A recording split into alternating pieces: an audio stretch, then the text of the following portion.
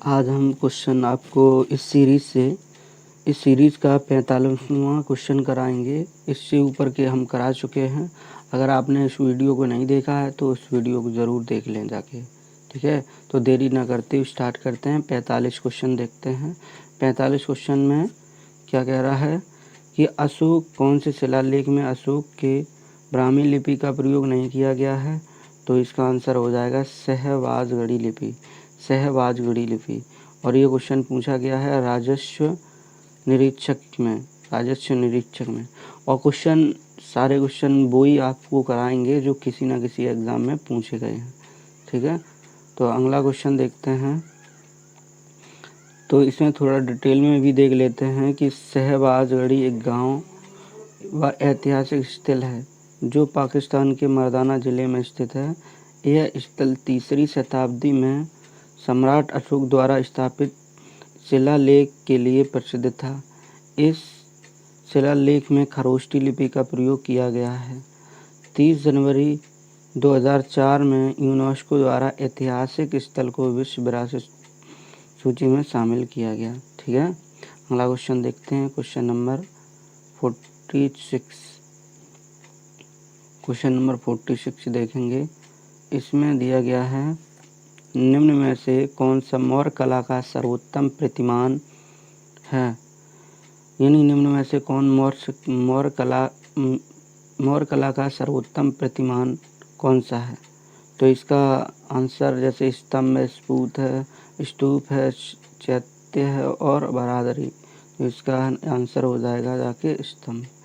थोड़ा इससे ये देखो पूछा गया है कनिष्ठ साय में। तो आगे देख लेते हैं डिटेल इसका। मौर्य काल का सर्वोत्तम प्रतिमान स्तंभ है। क्या है? स्तंभ है। मौर्य कला का विकास भारत के मौर्य साम्राज्य के युग में 4वीं और 2री सदी ईसा पूर्व में हुआ था। सारनाथ और कुशीनगर जैसे धार्मिक स्थलों के रूप में स्वयं सम्राट अशोक ने इसकी संरचना की। Question number 47। इन निम्न में से कौन सा अशोक के साम्राज्य अधीन नहीं था। कौन से अशोक के साम्राज्य अधीन नहीं था? कश्मीर, गुर्जरा और कर्नाटक। और इसके बाद है ये, तो इसका आंसर कामरूप। तो आंसर ही कामरूप है। कामरूप असम का पुराना नाम है, ठीक है। डिटेल में देखेंगे इसके। तो कर्नाटक के मास्की अभिलेख और दतिया जिला के गुर्जरा अभिलेख से यह ज्ञात होता है कि अशोक का साम्राज्य कर्नाटक गुर्जरा तक विस्तृत था। अशोक कश्मीर पर अधिकार था।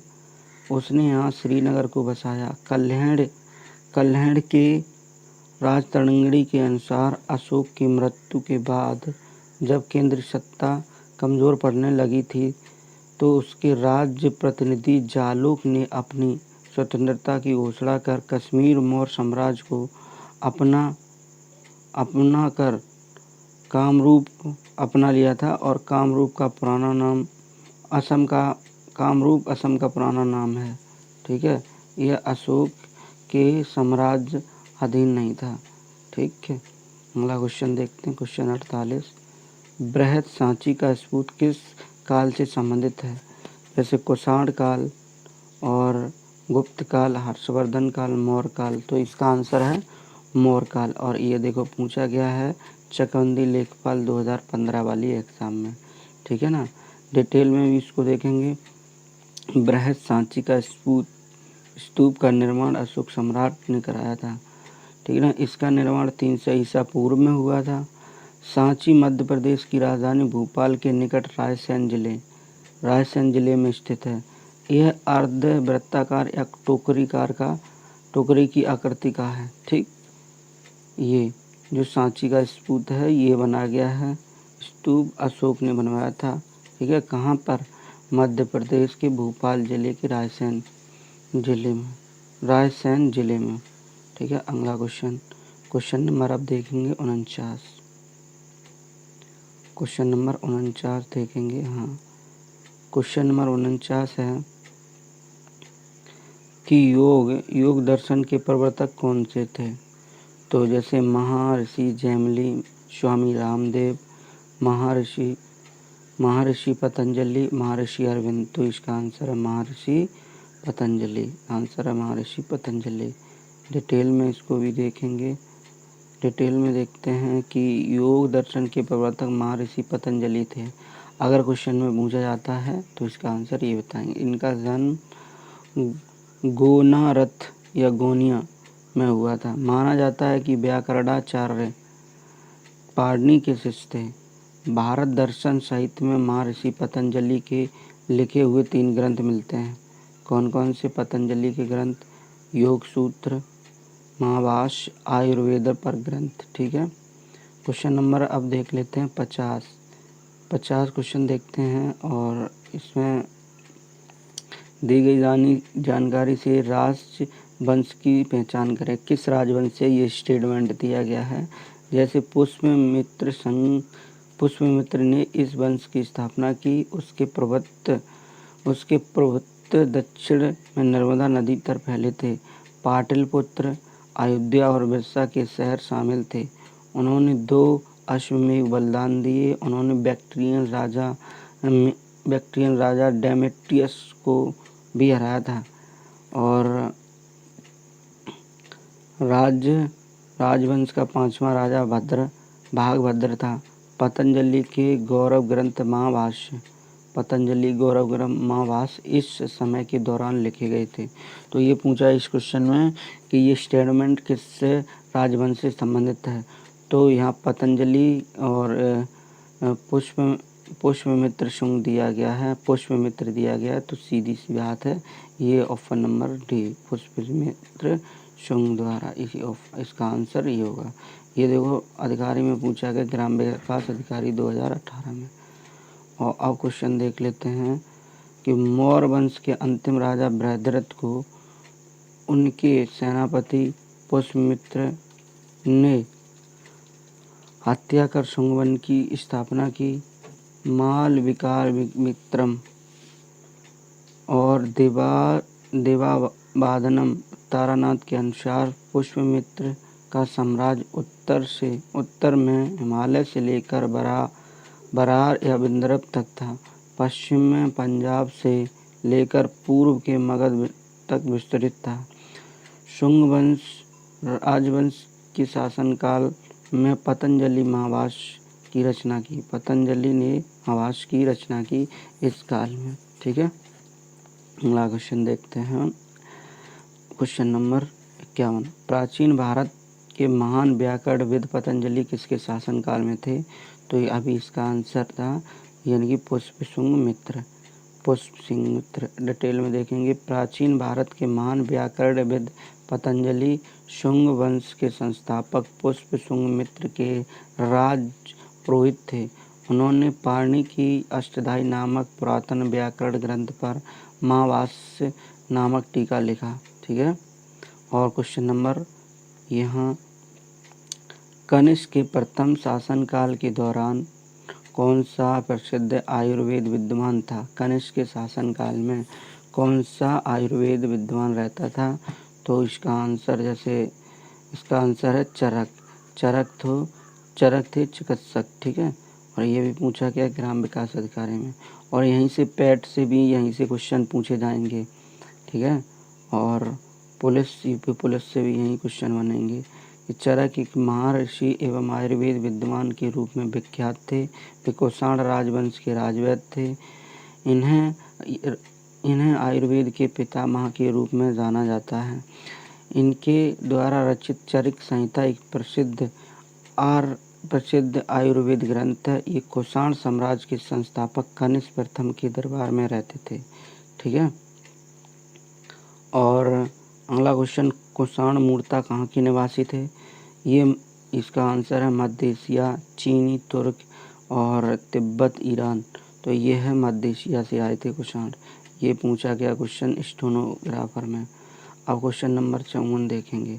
क्वेश्चन नंबर 54 यानी कि हाँ, यहाँ से पूछा जाएगा क्वेश्चन। और ये जो है गुप्त और गुप्तोत्तर साम्राज्य स्टार्ट हुआ है। यहाँ इस राजवंश से भी पूछे जाते हैं क्वेश्चन। ठीक है। तो अच्छे से सीखेंगे कि पहला क्वेश्चन इसका 54 क्वेश्चन दिया गया है, भारतीय इतिहास में धन्वंतरी कौन थे? तो चंद्रगुप्त मौर्य के प्रसिद्ध सेनापति थे। ठीक है। दूसरा है विक्रमादित्य की सभा को सुशोभित करने वाले प्रसिद्ध चिकित्सक थे। हर्ष के समय एक प्रसिद्ध नाटककार से, और इनमें से कोई नहीं। तो इसका आंसर हो जाएगा जाके बी। ठीक है। तो इसका डिटेल में देख लेते हैं। भारतीय इतिहास में प्रसिद्ध चिकित्सक धन्वंतरी गुप्त वंश के प्रतापी शासक चंद्रगुप्त द्वितीय के दरबार में रहते थे। ठीक है। इस शल्य क्रिया के प्रवर्तक एवं प्रसिद्ध आयुर्वेदाचार्य थे। चंद्रगुप्त द्वितीय के दरबार में नवरत्नों में से एक थे, और चंद्रगुप्त द्वितीय के 9 रत्न थे, उनमें से एक थे। जैसे अन्य रत्न के नाम देख लेते हैं। छपड़क हैं, शंकु हैं, बेताल भट्ट हैं, घटपर्प हैं, वररुचि हैं, अमर सिंह हैं, ब्राह्मण और कालिदास। ये नवरत्न पूछे जाते हैं। यहाँ पूछा गया है कि विक्रम संवत कब स्टार्ट हुआ। विक्रम संवत जो है ये कब से स्टार्ट हुआ है विक्रम संवत? तो ये हुआ है 57 ईसा पूर्व से। विक्रम संवत 57 ईसा पूर्व से। ठीक है ना।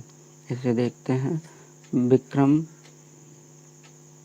और इसे देखेंगे विक्रम संवत अत्यंत प्राचीन संवत। विक्रम संवत के प्रेरणा सम्राट विक्रमादित्य को माना जाता है। इन्होंने लगभग 2068 ईसा पूर्व यानी 57 ईसा पूर्व विक्रम संवत का प्रारंभ किया था। ठीक है। और संवत देख लेते हैं कौन कौन से। जैसे ये संवत दिए गए हैं। विक्रम संवत दिया गया है। विक्रम संवत 57 ईसा पूर्व विक्रमादित्य ने इसको शुरू किया था। और शक संवत जो है 78 ईसा पूर्व में इसको कनक सिंह ने शुरू किया था। और एक हिजरी संवत दिया गया है। हिजरी संवत दिया गया है 622 ईस्वी में मोहम्मद शाह ने स्टार्ट किया था। अब देख लेते हैं क्वेश्चन 56। खगोलविद ब्राह्मण और कबीर कालिदास किसके दरबार में रहते थे? अभी पढ़ा था जस्ट। तो इसका आंसर हो जाएगा विक्रमादित्य यानी चंद्रगुप्त द्वितीय। और इसका डिटेल में देखेंगे। खगोलविद ब्राह्मण और कबीर कालिदास चंद्रगुप्त द्वितीय 375-415 ईस्वी के शासनकाल के प्रमुख कवि थे। समुद्रगुप्त का उत्तराधिकारी चंद्रगुप्त द्वितीय था। चंद्रगुप्त द्वितीय का अन्य नाम देवनाम, देवराज, देवश्री और उपाधियां विक्रांत, विक्रमादित्य, परम भागवत की उपाधि दी थी। ठीक है। चंद्रगुप्त द्वितीय के इतने नाम थे। चंद्रगुप्त के दरबार में 9 रत्न की मंडली निवास करती थी। अभी बताया था कौन कौन से थे। तो ये थे कालिदास, धन्वंतरी, छपड़क, अमर सिंह, शंकु, बेताल भट्ट, घटपर्प, ब्राह्मण, वररुचि। ठीक है। और यहाँ पूछा जाता है कि हर्षवर्धन ने 5 अंडीज को अपने नियंत्रण में लिया था। निम्न में से कौन सी 5 अंडीज थी? तो इसका आंसर है वी, यानी कि पंजाब, कन्नौज, बंगाल, बिहार और उड़ीसा। ठीक है। अगला क्वेश्चन देखते हैं 58। क्वेश्चन नंबर 58 देखेंगे। हाँ, यहाँ से। तो क्वेश्चन नंबर 58 है कि वह स्थल जहाँ हर्षवर्धन ने बौद्ध महासम्मेलन का आयोजन किया था। तो जैसे काशी, अयोध्या, प्रयागराज, सारनाथ। तो प्रयागराज में। डिटेल में इससे क्वेश्चन बनेंगे। डिटेल में देखते हैं। प्रयागराज जो है स्थल है जहाँ हर्षवर्धन ने बौद्ध महासम्मेलन का आयोजन किया था। कहा जाता है कि वह हर 5वें वर्ष प्रयागराज महामोक्ष परिषद का आयोजन करता था और भारी दान करता था। वर्तमान में महामोक्ष परिषद को कुंभ के तौर पर जाना जाता है। ठीक है ना। अगला क्वेश्चन देखते हैं। Question number 59। कन्नौज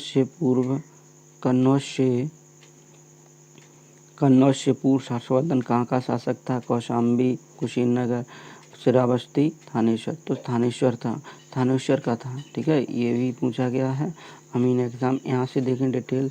हर्षवर्धन अंतिम हिंदू सम्राट था। उसने समस्त उत्तर भारत पर राज किया था। हर्षवर्धन 606 ईस्वी में थानेश्वर के सिंहासन पर बैठा था। बाद में कन्नौज को अपनी राजधानी बनाया था। क्वेश्चन नंबर 60 देखते हैं। गुप्त काल की प्रसिद्ध महिला शासिका कौन थी? तो कुबेर गंगा, प्रभा गुप्ता, राजश्री और कुमार देवी। तो इसका आंसर है प्रभावती गुप्ता। ठीक है। इसे देखते हैं। ये प्रभावती गुप्ता थी। गुप्त काल की प्रसिद्ध महिला शासिका प्रभावती गुप्ता थी। प्रभावती गुप्ता गुप्त वंश के शासक चंद्रगुप्त द्वितीय की पुत्री थी। इसका विवाह वाकाटक वंश महाराष्ट्र के शासक रुद्रसेन द्वितीय से हुआ था। इसका प्रमाण प्रभावती गुप्ता के पूना ताम्रपत्र से प्राप्त होता है। उन्होंने अपने पति रुद्रसेन द्वितीय की मृत्यु उपरांत स्वयं अपने पुत्रों की संरक्षक बनकर शासन को किया था। ठीक है, और क्वेश्चन आज हम इतना रखेंगे। अब कल जो है इससे आगे राजपूत राजवंश कल बताएंगे। ठीक है, अगर आप लोगों ने इस चैनल को